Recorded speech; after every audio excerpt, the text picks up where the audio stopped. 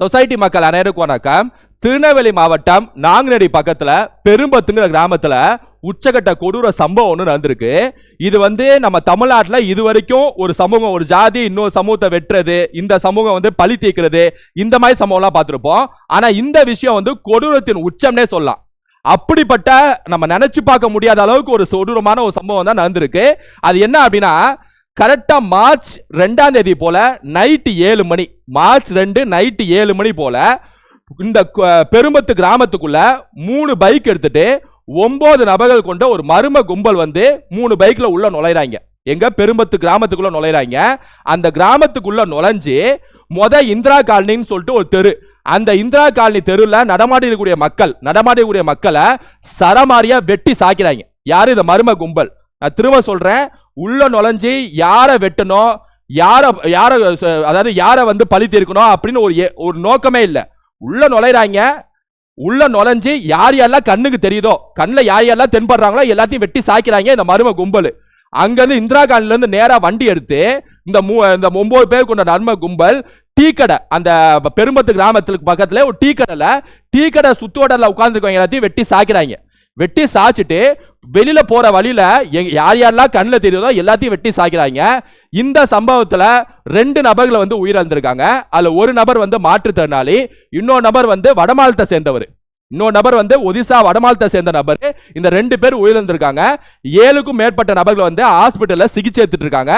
அதுல ஒரு நபர் நிலைமை ரொம்ப கவலைக்கிடமா இருக்கு அப்படின்னு சொல்லிட்டு இப்ப செய்தி வருது.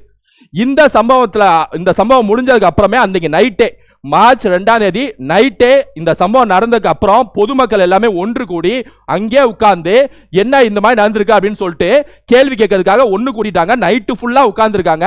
இந்த யார் நடத்தினா அவங்கள கைது செய்யணும் அப்படின்னு சொல்லிட்டு நைட்டு ஃபுல்லா போராட்டம் பண்ணியிருக்காங்க. அந்த போராட்டத்தின் விளைவாக போலீஸ் இதுல கேஸ் ஃபைல் பண்ணி ஒரு 7 பேரை இப்ப அரெஸ்ட் பண்ணிட்டாங்க. ஒரு 7 நபர்களை இப்ப அரெஸ்ட் பண்ணிட்டாங்க.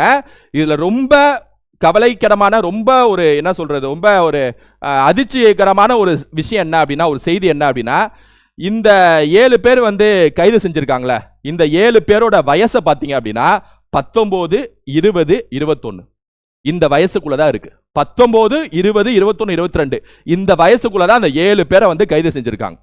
இதோட பின்னணி என்ன, இதெல்லாமே இன்வெஸ்டிகேஷன் போயிட்டு இருக்கு. அது பல்வேறு பல்வேறு நோக்கத்துல பல்வேறு விஷயத்துல இன்வெஸ்டிகேஷன் பண்றாங்க. இதுக்கான வரலாற்று பின்னணி இருக்கா, வேற ஏதாவது மோட்டிவ் இருக்கா அப்படின்னு சொல்லிட்டு இன்வெஸ்டிகேஷன் பண்றாங்க. ஆனா ஒரு விஷயம் இதுல கன்ஃபார்மா தெரியுது. வெட்டினவங்க, அதாவது இந்த 9 பேர் கொண்ட கும்பல் ஒரு சமூகத்தை சேர்ந்தவங்க, ஒரு ஜாதி, அதாவது ஒரு சமூகத்தை சேர்ந்தவங்க.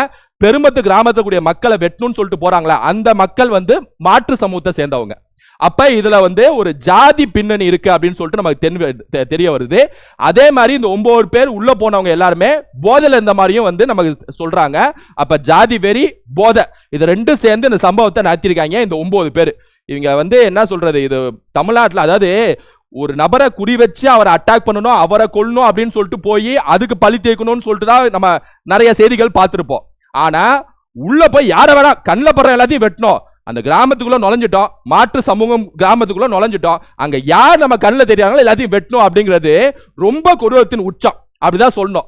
இந்த ஜாதி வெறி இருக்குல்ல, இந்த ஜாதி வெறியோட உச்சம் தான். கூடவே போதை, தமிழ்நாட்டில் இந்த போதை கலாச்சாரமும் அதிகரிச்சே வருது. கூடுதலா இந்த ஜாதி வெறியா ரெண்டு சேர்ந்து இந்த சம்பவத்தை நடத்திருக்காங்க இந்த மிருகங்கள் அப்படிதான் சொல்லணும் நம்ம. அதுவும் 19, 20, 21 வயசு. இந்த வயசை பாருங்க, 19, 20, 21 வயசு. இந்த மாதிரி ஒரு ஜாதி வெறி, ஜாதியோட அந்த ஜாதின்னு இருக்கவங்களாம் நான் ஒன்னே ஒன்று சொல்லிக்கிறேன், ரைட்டா? அது இந்த வயசுல இருக்கக்கூடிய அந்த இளைய இந்த யங்ஸ்டர்ஸ்க்கு நான் சொல்லிக்கிறேன், இந்த மாதிரி ஜாதி வெறியில இருக்கிறவங்களா தயவு செஞ்சு சும்மா ஒரு வருஷம் நீங்க என்ன நினைச்சிருக்கீங்கன்னா, உங்க ஊருக்குள்ள அந்த பஸ் ஸ்டாண்ட்ல ஆரம்பிச்சு இந்த ஆட்டோ ஸ்டாண்டுக்குள்ள அவ்வளவுதான் இந்த ஊரு, இவ்வளவுதான்ப்பா ஊரே, நம்ம இப்ப என்ன கண்ணில் பார்க்கணும் அவ்வளவுதான் மக்கள், இதான் உலகம் அப்படின்னு நினைச்சிட்டு இருக்கீங்க. கொஞ்சம் இந்த ஊரை விட்டு வெளில போங்க, நாட்டை விட்டே வெளில போங்க. வெளிநாட்டில் ஒரு வருஷம் மட்டும் தங்கிட்டு திரும்ப உங்க ஊருக்கே வாங்க. பார்க்குற கண்ணோட்டமே மாறிடும், நீங்க பார்க்குற கண்ணோட்டமே மாறிடும். அதனால அந்த தெளிவுக்கு ஃபர்ஸ்ட் வரணும். தமிழ்நாட்டில் இருக்க யாரா இருந்தாலும் சரி, அந்த தெளிவுக்கு ஃபர்ஸ்ட் வாங்க, நகருங்க.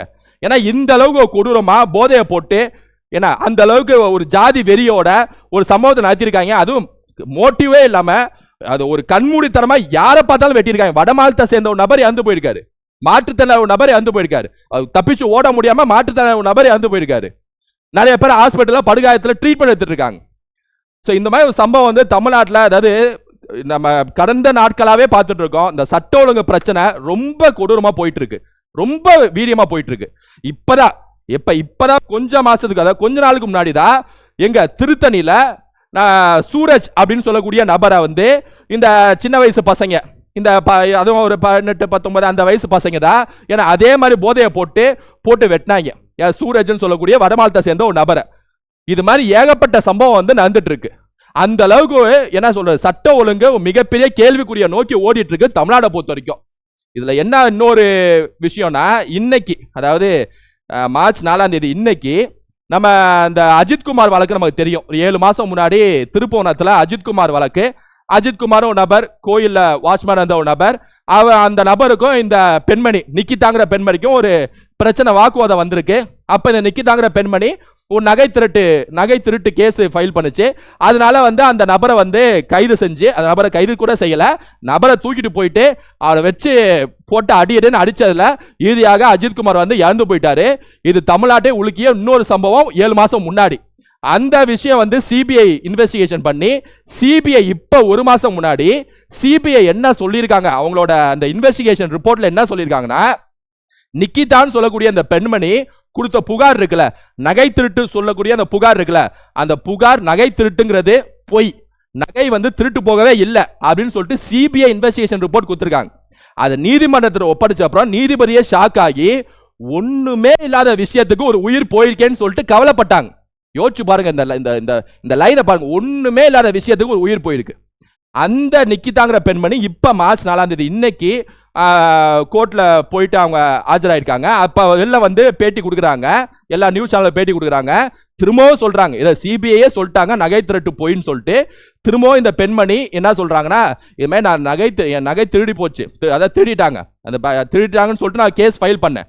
அந்த கேஸ்ல அந்த நபரை கைது செஞ்சாங்க, அந்த நபரை போட்டு அடிச்சாங்க. ஆனா அவர் உயிர் போகணும்னு சொல்லிட்டு நான் எதிர்பார்க்கல. அப்பனா நகை திருட்டு போனது வந்து உண்மைதான், அது திருடுதான் போச்சு அப்படின்னு சொல்லிட்டு இந்த பெண்மணி இன்னைக்கு நிக்கிறாங்க. ஆனா சிபிஐ 1 மாசம் முன்னாடி என்ன சொன்னாங்க, அதெல்லாம் நகையெல்லாம் திருட்டு போல அப்படின்னு சொல்லிட்டு நீதிபதி என்ன சொன்னாங்கன்னா, ஒண்ணுமே இல்லாத விஷயத்துக்கு உயிர் போயிருக்குன்னு சொல்லிட்டு சொன்னாங்க. சோ இந்த சம்பவம், அப்ப இந்த மாதிரி நிறைய சம்பவம் தமிழ்நாட்டில் நடந்துட்டே இருக்கு. இந்த மாதிரி ஏகப்பட்ட சம்பவம், ஒன்று ஜாதி வரி சம்பவம், போதையை போட்டு அடிக்கிற விஷயமா இருக்கட்டும், இந்த மாதிரி பொய் கேஸா இருக்கட்டும், இந்த மாதிரி விஷயம் எல்லாத்துக்கும் ஒரு தீர்வு கண்டிப்பா வேணும். குறிப்பா இந்த ஜாதி வெறியை கட்டுப்படுத்துறது, இந்த ஜாதி சார்ந்த படுகொலைகள், ஜாதி சார்ந்த சம்பவங்கள் இதெல்லாமே குறைக்கிறது கண்டிப்பா தமிழ்நாட்டுக்கு அவசியம். அதனால அதை பார்த்து தமிழக அரசாங்கம் ஒரு தக்க முடிவு எடுப்பாங்கன்னு சொல்லிட்டு நம்ம நம்பலாம். இதே மாதிரி இன்னொரு வீடியோல சந்திப்போம். நன்றி.